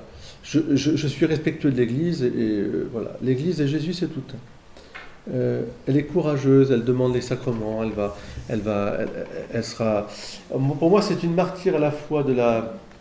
Comment dire, c'est une héroïne, c'est une martyre du lien entre le temporel et le spirituel, pour bien montrer que Dieu est dans notre temps et qu'il ne faut pas l'éloigner du temps. La fausse laïcité qui consiste à dire que Dieu ne doit pas être dans notre monde, ça c'est terrible. Au contraire, Dieu s'inscrit dans notre temps et il aime nos pays, il aime nos cultures, il aime être honoré aussi dedans, vous voyez, nos traditions, tout ça, c'est très important.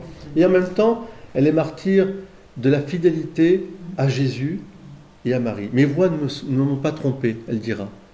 Hein, elle a eu peur. Vous vous rendez compte, une gamine de 17-19 ans, hein, on la promeut au bûcher, Enfin, c'est horrible ce qu'on lui a fait subir. Et c'est une martyre de la chasteté parce que les soudards voulaient la violer. Ils n'ont jamais réussi à la violer, bien sûr. Et elle a été dans ces prisons. C'est pour ça qu'elle a repris l'habit d'homme. Elle avait promis de s'habiller en femme. Elle a dit, moi, c'est ça, d'accord, pour me libérer. Il lui a fait croire que... Et après, en mettant en prison avec sa robe, devant les soldats anglais qui ont commencé à vouloir la violenter. Donc, elle a redemandé ses habits d'homme. Et là, ils l'ont accusée de relapse, pertinax, tout ça. Enfin, c'est affreux, affreux ce qu'on a fait subir. C'est une très grande sainte. Et ils avaient tellement peur qu'on ait le culte de Jeanne d'Arc, enfin, du martyr de Jeanne d'Arc, Oui. qu'ils ont brûlé son corps. Ils voulaient absolument que rien ne... Ah ouais, bien sûr que non. Non, mais ils l'ont jeté. Ils ont jeté tout dans la Seine, pour qu'on puisse pas sauf avoir le cœur de Jeanne d'Arc qui a été conservé à un endroit, mais enfin c'était... Et l'anneau qu'ils ont... Et l'anneau, le fameux. L'anneau voilà. qui est maintenant au Puy du Fou. Qui est au Puy du Fou. Son cœur est où? Alors son cœur, je crois qu'il a été réduit en cendres aussi. Parce qu'en fait, ils ont découvert son cœur et ils l'ont encore... enfin, il faudrait retrouver les récits, mais il faut voir la panique qu'ils ont eue. Mais alors, on a l'impression, quand on lit le récit du martyr de Jeanne d'Arc, de son procès, de suivre Jésus. On dirait que c'est Jésus face à ça. C'est une façon de voir comment Jésus a été jugé. Et à la fin, ceux qui l'ont brûlé, les Anglais, se sont enfuis en disant « on a brûlé une sainte ». Ah oui. Comme Jésus à la croix où le centurion dit ah, « celui-ci c'était le Fils de Dieu ». C'est pareil. Et ça marque la fin de... la guerre de 100 ans, elle donne sa vie pour que tout ça s'arrête, etc. Mais elle est trahie à l'intérieur. Oui, Elle est parce que trahie. le roi qu'elle a quand même fait, Le roi fait l'oublie. couronner, lui, il la laisse tomber complètement. tombé. Hein. Alors là, ouais. pas de problème, hein. et puis l'Église... Ça lui a pas posé... De Macron, ça. Ouais, enfin, je ne ferai Ça pas lui de a politique. peut-être donné des exemples, je ne sais pas. Et dans l'Église elle-même, c'est-à-dire qu'elle souffre. Elle souffre par l'Église et dans l'Église, mais elle aime l'Église et elle ne se séparera jamais de l'Église, vous voyez. C'est-à-dire qu'il peut y avoir des personnages de l'Église qui se conduisent d'une manière indigne et exercent un pouvoir qui devient un pouvoir, je dirais, un pouvoir pécamine, enfin de péché. Hein. Ça existe. Ça a pu toucher les plus hautes sphères de l'Église, puisque là c'est des évêques, l'archevêque de Rouen. Hein. Mais bon, l'archevêque de Rouen, je pense qu'il avait quand même été dédié parce qu'il avait tué des maîtres. Oui, mais ça n'empêche pas. Tu n'as pas le droit de condamner une innocente si tu sais qu'elle est innocente. Mais lui, il avait sa douleur, comme on disait tout à l'heure. Alors, bien sûr, on sait. C'est pour ça que je ne dis pas que je juge plus que ça, puisque après il fera amende honorable. Mais enfin, il a trahi son autorité. Il l'a trahi. Voilà. Et vous allez voir que après, on va faire un saut encore de plusieurs siècles, parce qu'il y a toujours eu ça. Hein. Les saints, la plupart ont souffert dans l'Église et par l'Église, hein, parce qu'ils n'étaient pas compris. Et là, il y en a un, alors là, qui crève les yeux, et oui, non, mais par l'Église. Padre Pio, alors là, Padre Pio, c'est, pour être bref, c'est le seul saint qui est condamné 3 fois par le Saint-Office. Il y a 3 condamnations du Saint-Office contre le Padre Pio pour supercherie, détournement, perversion, enfin tout ce que vous voulez. Voilà. Et Il a tout subi. Il a tout subi, il a été reclus, on l'a empêché de célébrer la messe, de recevoir des gens, etc. Et On a mis des micros. ces 3 condamnations n'ont jamais été enlevées. Elles sont toujours là. C'est-à-dire, ce qui s'est passé, c'est qu'après on a dit, bah, tiens, tu peux reprendre ta vie. Au bout de 5 ans ou de 6 ans. Mais il n'y a pas eu un rescrit en disant, il a fallu attendre sa mort pour que le réhabiliter, exactement qu'une réhabilitation de Jeanne d'Arc. Donc l'histoire de Padre Pio, elle est aussi très symptomatique parce qu'elle montre que les puissances du mal infiltrent l'Église et que pour autant, comme a dit Paul VI, les fumées de Satan se sont introduites, pour autant, il ne faut pas quitter l'Église. Même si tu es persécuté dans l'Église, Padre Pio, lui, va être fidèle à sa mission. Il va accepter en silence d'être décanillé plusieurs fois, etc. Il va demander à ceux qui l'aident de ne surtout pas faire des pamphlets, des écrits, parce que ils avaient la moutarde leur montait au nez. Hein. C'était terrible. C'était tellement injuste, tellement calomnieux, tellement odieux, que, et justement, comme dit Laure, on ira jusque, avec la permission de cardinaux, de lui mettre des micros dans son confessionnal et dans sa maison. pour écouter ces conversations, les conversations les plus Sa intimes chambre. de gens qui venaient se confesser. Parce que tout ça, parce qu'il y avait de la jalousie, il y avait du désir de récupérer de l'argent, Oui, parce que c'est. il y avait bien sûr, je dirais, des faux mystiques, des espèces de gens, puis des gens de pouvoir tout simplement, quoi, qui ne supportaient pas, parce que le Padre Pio, attention, hein, Padre Pio c'était là, Alors, ça tombait là. c'était ferme, Net, c'était ferme, ouais. engeance de vie, convertis-toi, tu pues, tu sens le péché, lave-toi, fais amende honorable. Voilà, son confessionnal était plein du matin au soir, les gens, les laïcs venaient du monde entier, des prêtres, etc. aussi. Et il était droit et ferme, et quand il disait la messe, il disait, si on comprenait, un peu comme le curé d'Ars, sa messe, elle durait, la messe basse du Padre Pio, ça durait 3 heures. 3 heures. Donc, il revivait la passion du Christ, puisqu'il était stigmatisé. Donc, tout, évidemment, a commencé par là. Comme il était stigmatisé, les gens sont venus. Et un évêque, au départ, italien, quand il était jeune moine déjà, était jaloux de voir qu'il y avait du monde qui venait. Et donc, avec une femme qu'il avait renvoyée et qui était jalouse, qui a fait courir des bruits déjà sur lui, en disant que c'était un homme à femme, etc. Enfin, tout ça, voilà, c'était toutes les histoires qu'on peut imaginer. Jésus les a eues aussi, hein, vous imaginez pas, avec Marie-Madeleine, ça continue toujours, donc on fait croire ça. C'est parce qu'il y a eu des guérisons aussi. Alors, il y a eu ça, Il y a eu des guérisons. alors, il y a eu ça, ensuite, il y a eu des guérisons, mais non, mais d'abord, le premier évêque, qui était un évêque d'ailleurs qui se conduisait très mal, par ailleurs, paix à son âme, l'a accusé. Et donc, d'abord, c'était l'évêque du lieu qui l'a interdit. Puis ensuite, ça a continué évidemment, parce que voilà, l'œuvre, les miracles, tout ça. Et on a fait venir des médecins, on a regardé un peu comment il se faisait. Et puis c'était surtout quelqu'un qui avait un combat contre Satan, qui était très fort. Ça, ouais. Et donc, on a essayé de faire croire que c'était une supercherie médicale. Mais là, tous les médecins qui venaient, qu'on envoyait, il s'est plié absolument tous les examens que l'Église lui a demandé de faire. Hein, on prélevait du sang de ses plaies. On a mis des cicatrisants dans ses plaies. Vous voyez, on mettait des sulfates de machin, etc. Comme on fait comme pour guérir une plaie. Hein. On le mettait. Et puis, ça a été... voilà, il a tout accepté. Mais alors là, ce qui était terrible, c'est quand, évidemment, on l'a accusé donc de déviation morale, on l'a accusé de... Qu'est-ce qu'on accusait encore? Je ne me rappelle plus. Oui, enfin d'abus de tout pouvoir. Et donc, on lui a interdit de voir du monde, de célébrer la messe, de confesser. Et ça a duré effectivement des années. Des années. C'est-à-dire que d'un coup, la maison, il y avait tellement de gens qui venaient du monde entier, tout était fermé.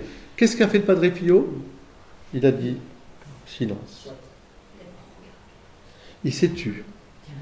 Et pendant des années. Il s'est plié à ça. Et ses amis qui voulaient absolument faire un pamphlet pour dénoncer l'injustice, c'était incroyable. Il a dit non. Je vous demande de ne pas écrire. 1930, alors, 40, oui, 50. ça démarre avant-guerre et ça continue après-guerre. Ouais. Et le paroxysme, c'est les micros, c'est dans les années 55, 60. Voilà. Padre Pio est mort en 68, son corps est intact, hein, il est à San Giovanni Rotondo. Ah oui, bien sûr, il a jamais. Attention, il a été réhabilité d'une certaine manière, c'est-à-dire que sa mission, il voulait empêcher sa mission, c'était le diable qui voulait empêcher sa mission. Sa mission s'est poursuivie avec les œuvres qu'il a créées. L'hôpital de la souffrance pour soulager la souffrance des plus pauvres, un hôpital gratuit. Ouais. Les franciscains qui avaient fait des placements hasardeux dans des loges avec des banques ont voulu récupérer tout l'argent de la souffrance de cet hôpital et ont obligé, sur le vœu d'obéissance, le Padre Pio à laisser l'argent qui était l'argent des pauvres. Et il leur a dit, puisque vous m'obligez sur mon obéissance, j'obéis, parce qu'au nom de l'obéissance, vous me demandez de le faire, mais vous allez en rendre compte devant Dieu que vous avez détourné l'argent qui ne vous était pas destiné. Parce qu'ils avaient fait des placements hasardeux. Et des frères avec des cardinaux et autres qui ont placé dans la maison et dans son confessionnal des micros. Hein. Donc c'est pour dire que ça a été un combat. Et alors il était tourmenté par le démon. Le démon l'attaquait très souvent. Enfin, c'est une vie. C'est pour ça que moi je dis que Jean-Paul II, quand il l'a canonisé, il a dit que c'était un martyr de l'obéissance. Martyr de l'obéissance. martyr de l'obéissance, Jean-Paul II. Parce que c'était pour dire, voilà, vous voyez, c'est une énigme, quelque part, mais c'est une réalité. Celui qui veut vivre saintement dans l'Église, hein, il ne faut pas quitter l'Église, il souffrira par l'Église. Mais c'est évident. Dès que vous vous dites credo, la foi c'est ça, la morale c'est ça, etc., ben, vous verrez dans l'Église, vous avez des gens qui disent, oh celui-là ou celle-là, etc. Vous voulez prier? Faire des groupes de prière? Vous allez voir, ça va être tout de suite, il y aura des oppositions. Les gens vous disent, oh, des bigotes, qu'est-ce qu'elles font, etc. Hein? Je prends un exemple des vierges pèlerines, des années 90. On continue. Le mouvement magnifique de ce monsieur laïque qui est décédé il n'y a pas longtemps d'ailleurs, eh bien, l'opposition la plus grande, elle n'est pas venue des laïcs, elle n'est pas venue des gens qui n'attendaient que ça. L'opposition la plus grande, elle est venue d'évêques ou de prêtres qui ont refusé ces vierges au départ en disant c'est de la mariolâtrie. Mais ça, c'était une façon de vouloir empêcher le mouvement, mais ça s'est fait. Les gens ont dit, ben, qu'est-ce qu'ils ont fait les gens? Ils ont dit, écoutez, on ne va pas s'opposer. Vous êtes l'église, vous dites que vous ne voulez pas dans l'église, ben on le fera chez nous, dans la maison. Donc la Vierge, elle pèlerinait dans les villages, elle venait.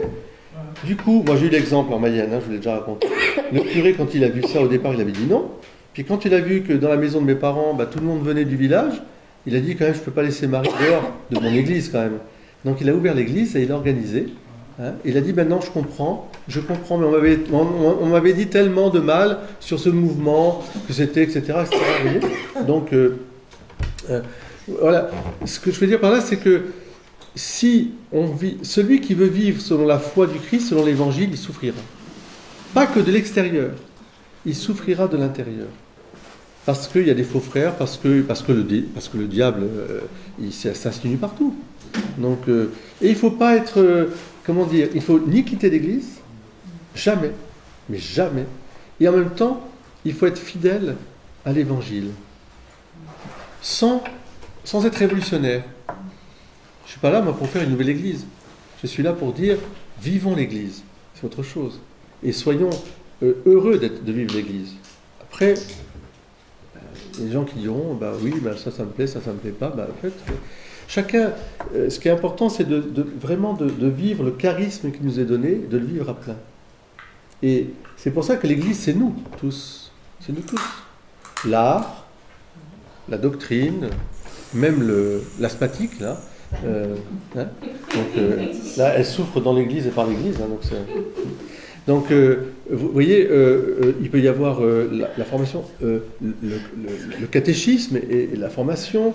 Vous avez d'autres, ce sera la louange. Hein, mais tout ça, ça doit être vécu dans l'Église. Si les charismes de telles personnes font qu'ils fondent une autre Église, c'est là que l'abus, les dérives, etc. Pourquoi on a voulu terminer par les saints? Parce que les saints nous ont montré que dans le mystère de l'Église que nous vivons, qui est une sainte catholique, apostolique et romaine, on souffrira pour être d'Église, vraiment vivre l'Église. Mais les saints, contrairement à ceux qui ont fait des abus de pouvoir, n'ont jamais ni quitté l'Église, ni perverti l'Église. Ils ont parfois été fer de lance. Et ils ont été très, très fermes, très exigeants. Et ils ont accepté d'être persécutés, pas compris, ou même écartés. D'ailleurs, je crois qu'un jour, il faudrait que je fasse une recension de tous les grands fondateurs des ordres, des grands ordres. Vous verrez que dans l'histoire de l'Église, tous ces grands fondateurs, la plupart du temps, où ils ont connu le fait d'être exclus de leur propre communauté. Après, ils ont fondé ailleurs. Hein. Saint Benoît, par exemple, c'est les moines qui viennent réformer, ils veulent l'empoisonner, ni plus ni moins. Hein. Donc, et c'est là qu'il quitte, et puis il va fonder Monte Cassino, le Mont Cassin. Mais il y a plein de fondateurs, de religieuses qui ont été... voilà. Sainte Rita. Mais Sainte Rita, la vie de Sainte Rita, mais c'est épouvantable, la façon dont les sœurs la traitaient, etc. Enfin, et elle a tout accepté à l'intérieur.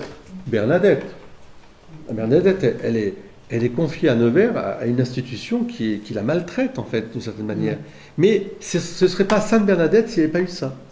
La supérieure, tout juste, elle la gifle pas, enfin, en lui disant, mais c'est ça la voyante, eh ben dis donc, tu es une menteuse, avoue, etc., que c'est une supercherie. Enfin, elle ne supporte pas Bernadette parce que Bernadette, c'est la petite, elle est restée Bernadette, c'est-à-dire, d'abord, elle est une bigourdine, elle n'est pas du tout de Nevers, si vous voulez, ce sont des tempéraments un peu différents, déjà.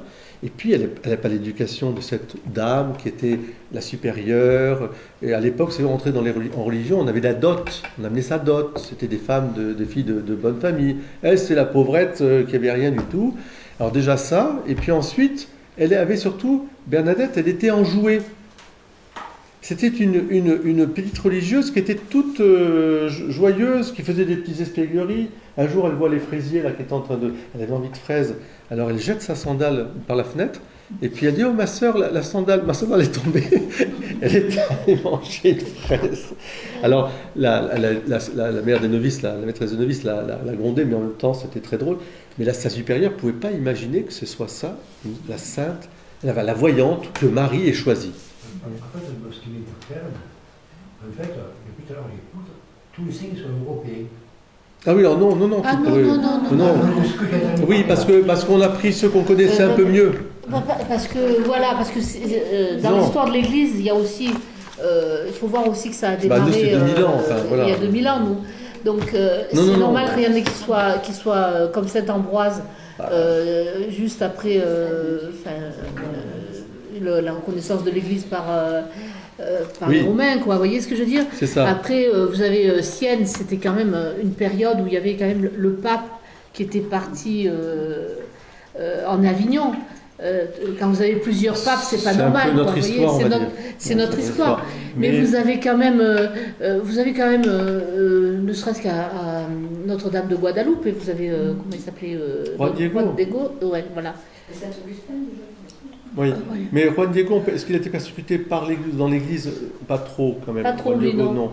Mais il y a certainement des exemples, tu as raison, mais en au Afrique, Mexique, quand il y a eu les Cristeros. Ah bah oui, les Cristeros, par exemple, bon, il y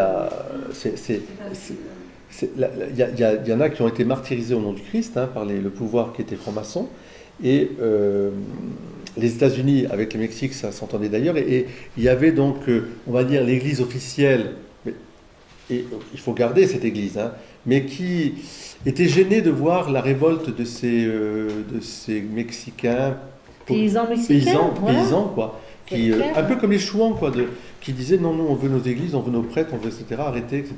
Donc ils ont pris les armes contre eux. Et le pouvoir ecclésiastique a été plus que mou. Plus que, on va dire comme ça, voilà, pour pas dire complice de la répression féroce. Non, ils n'ont pas été complices, ils n'ont peut-être pas jusque-là. Enfin, je n'ai pas assez étudié la question, mais en tout cas, il y a des évêques qui ont condamné les Cristeros. Oui. Mais parce que, comme tu dis toujours, la peur du pouvoir. Oui. Je suis évêque, voilà, je fais risette avec le pouvoir corrompu, etc. Alors, le film est Cristeros, le jeune, d'ailleurs, il a été reconnu comme saint, d'ailleurs, ce gamin. Bah, tu as le prêtre aussi qui est assassiné. Enfin, il y a eu de bons exemples quand même. Il faut faire attention. Mais moi, c'est pour vous dire, vous voyez, qu'il faut vivre l'Église, c'est une aventure au souffle de l'Esprit, avec la Trinité Sainte, le Père, le Fils, Saint-Esprit. Nous avons trois boussoles.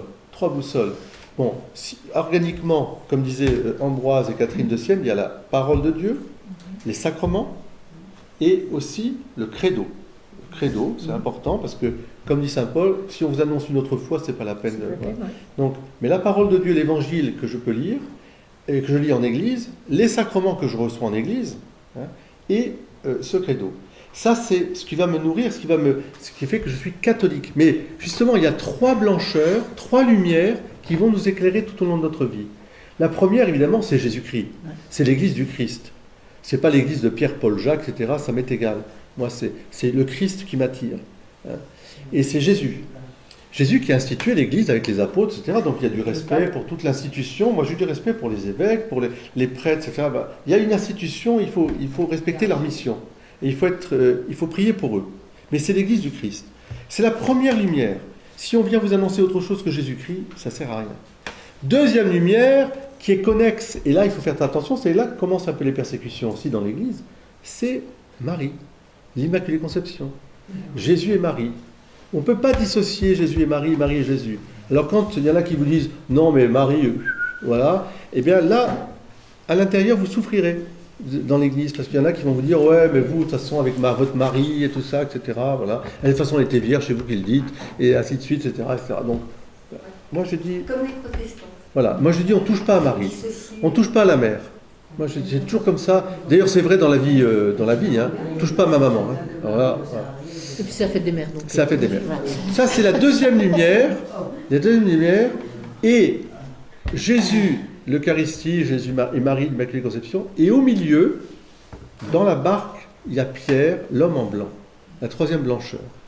Donc, Jésus, Marie, Jésus l'Eucharistie, Marie l'Immaculée Conception, et Pierre, qui est Pierre, il est mis sur la barque, et il ne faut pas quitter la barque de Pierre, et qui est guidé par Jésus et Marie. D'ailleurs, tous les papes, les grands qu'on a eus là, sont tous des amoureux de Jésus et de Marie. Tous. C'est pas possible autrement. Donc, et ces trois lumières, elles suffisent à nous, je dirais, à faire voir l'Église. Je peux voir l'Église là. J'ai vu l'Église, comme je la vois ce matin dans l'Église où on a célébré. Je choquer des personnes, mais moi, ma religion, on commence par le Christ et Marie. Tout l'Ancien Testament, pour moi... Oui, ça c'est une autre question, on abordera le lien. D'ailleurs, l'année prochaine, je vous annonce que l'année prochaine, on fera le lien un peu justement. L'année prochaine, on va étudier ça, Marco. On va étudier, on va te faire comprendre... Marco, on te fera comprendre l'année prochaine d'où vient la religion chrétienne, c'est-à-dire quelles sont les racines justement juives de la religion chrétienne, avec un lexicographique de la messe, des sacrements, enfin bien comprendre pourquoi on dit le mémoire, pourquoi on dit ceci en mémoire de moi, etc. Pour que tu comprennes bien d'où viennent ces racines, et qu'il n'y a qu'un testament qui se désenveloppe avant le Christ et après le Christ, mais quand on dit Nouveau et Ancien Testament, c'est une expression, mais il n'y a qu'un seul testament, c'est-à-dire une seule alliance. Il y en a qui disent première alliance, deuxième alliance, voilà. Il y en a qui disent premier testament, deuxième testament. Moi j'ai été élevé dans le milieu très catholique. Oui, mais oui, mais c'est normal. On me parlait dans l'Ancien Testament. Et moi je connais ça comme de l'histoire. Et moi toujours, quand j'ai commencé à bien comprendre la religion, pour moi, ma religion commence au moment du Christ. C'est normal, parce que le Christ est la clé, si tu veux, qui ouvre de lecture. C'est le Sauveur, c'est lui le Messie. Donc, une fois que tu as le Christ, le reste, je ne dirais pas que tu n'en as pas besoin, mais tu as trouvé qui a Jésus à tout. Donc, je comprends très bien. Mais il ne faut pas le faire comme si, avant, tout ce qui a été avant était acheté dans les oubliettes. Tu vois ? Je ne jette pas. Voilà. Pour moi, je ne le ressens pas comme mon histoire. Ce qui veut dire, c'est avant Jésus-Christ, en fait. Oui. Tout ce qu'il y a avant. Avant, il ne reçoit pas pour son histoire. Oui, mais Jésus-Christ intervient à un moment donné et il a fallu faire évoluer les choses jusqu'à sa venue. Oui. Il pouvait pas annoncer, Dieu pouvait pas annoncer les choses comme ça brutalement, on n'aurait rien compris. Donc il y a un développement, comme dit le Père, qui vous permet d'arriver à comprendre ce que Jésus va vous dire. S'il n'y avait pas eu cet enseignement progressif qui amène l'être humain à commencer à se questionner un peu plus, on n'aurait pas pu comprendre et attendre le Messie. On n'aurait pas pu avoir Jésus-Christ. Le Messie, il naît dans un lieu précis, un temps précis, et issu d'une famille précise, famille même spirituelle précise. Il est juif. Il a pris une autre direction.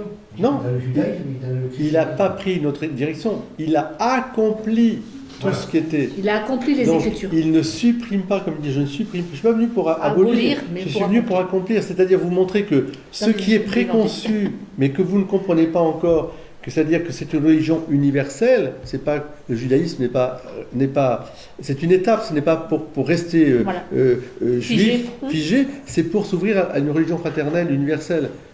Là, dans ce sens-là, je comprends très bien que le Christ, pour toi, tu as le Christ.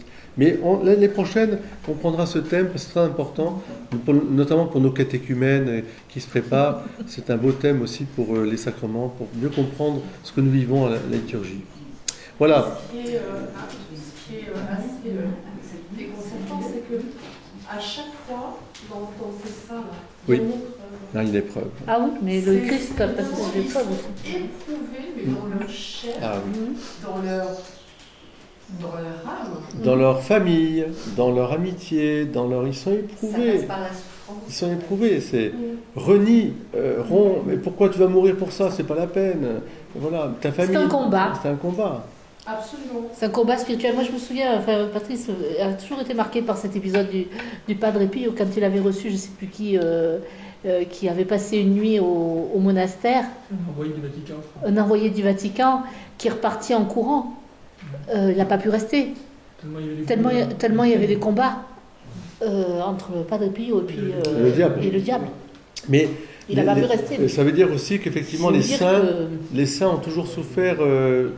Je dirais, ils ont quand même suivi le Christ qui lui-même a souffert toute sa vie. Il a été trahi aussi. Il a été pas bon. Entre la pesanteur normale, je dirais, des disciples, qu'est-ce que vous êtes lourd à croire? Oh bah, c'est nous, hein. Voilà. Mais moi, jamais je te trahirai. Puis, 2 jours après, Pierre, moi, s'il faut mourir avec toi, je mourrai avec toi. Oui, tu parles. Voilà. Moi, je ne le connais pas. Et donc, ça, il pas été savait. présenté. Mais ça, c'était, je dirais, c'est la faiblesse humaine. Et puis, la traîtrise. Alors là, c'est autre chose. Parce que Judas, il l'appelle son ami. Jésus l'aime, Judas. Il l'a choisi. Il ne l'a pas choisi pour le trahir. Il l'a choisi, mais seulement Judas, il s'enferme. Et puis voilà, c'est très curieux la figure de Judas. Bon, c'est un mystère cette figure. Et puis, vous avez à l'intérieur, vous avez aussi à l'extérieur, et les prêtres. Vous croyez que les pharisiens, les grands prêtres, mais Jésus n'avait pas de haine contre eux. Jésus il aimait son église. Enfin, c'était son église, l'église juive dans laquelle il était, la synagogue. Il avait une grande complicité. Et il ne voit, ouais, et oui, Ils étaient très amis. mais bien sûr. Et il voit que tout ça, ça le trahit. Alors, bon. Ouais, donc, aimons l'Église vraiment comme un mystère qui est un mystère incarné. C'est-à-dire que ce n'est pas seulement l'Église au ciel, qui est bien sûr toute une sainte catholique est déjà réalisée, mais l'Église sur terre aussi, et on fait partie de cette Église, et on vit cette Église. Et chaque époque est marquée par la sainteté de l'Église, en même temps que par les scandales, entre guillemets, les trahisons, etc. Parce que l'époque, imaginez que vous vivez à l'époque de Jeanne d'Arc, bah, effectivement, comme on l'a rappelé, avec les papes, les schismes qu'il y a eu, les 3 papes, les gens. Oui, bah, et pourtant, l'Église est là. Donc, et Padre Pio, vous imaginez? C'est pour ça que quand vous entendez des gens qui disent il faut quitter l'Église, moi j'en ai entendu il n'y a pas longtemps encore, là, qui m'ont dit ça, mais je dis écoutez, je comprends votre souffrance et je comprends votre scandale, entre guillemets, et je souffre avec vous, mais de grâce, soyez fidèles à votre baptême, soyez fidèles à votre engagement, restez, mais convertissons-nous et apportons ce vrai visage de l'Église, cette vraie conversion dont on parlait Sainte Catherine de Sienne, dans l'Église. Ne partez pas. La barque de Pierre, elle est là. Elle est secouée, elle est ballottée, il y a des combats, il y a d'autres qui veulent nous engloutir, mais les forces de l'enfer ne prévaudront pas. Donc moi, cette phrase-là, elle est très centrale dans ma vie. Tu es pierre, et sur cette pierre, je bâtirai mon Église, et les forces de l'enfer ne prévaudront jamais contre elle. Donc restez dans l'Église. Restez, voilà, c'est important. Si on vous dit non, l'Église c'est fini, il faut faire autre chose, n'y croyez pas, même pour les meilleures intentions du monde. Et attention, Paul comme Jean nous préviennent que le diable enverra des faux prophètes qui feront comme des prodiges. Ouais. Ils auront des espèces de pouvoirs, de puissance, ils sont de toutes les époques, et il y en a en ce moment, mais ils sont de toutes les époques, qui vous promettront la lune, si je puis dire, enfin l'immortalité, machin, qui feront qui feront énormément de mal parce qu'ils vont combattre vraiment l'Église. C'est la bête, avec le signe de la bête, 666. Attention, je vous rappelle, surtout, ne prenez pas les chiffres de la Bible comme une science exacte, c'est une symbolique. Qu'est-ce que c'est que 666 ? C'est pas 777, 7 étant la perfection, ou 333. Donc c'est l'antichrist, parce que c'est 3 fois 2, c'est pas 3 fois 3, c'est 3, 3 et 3. C'est 6, 6. Vous voyez, 6, c'est la singerie de Dieu. D'accord ? Et de la création, bien sûr, parce que c'est moins 7, c'est pas le chiffre 7. Mais c'est des symboliques.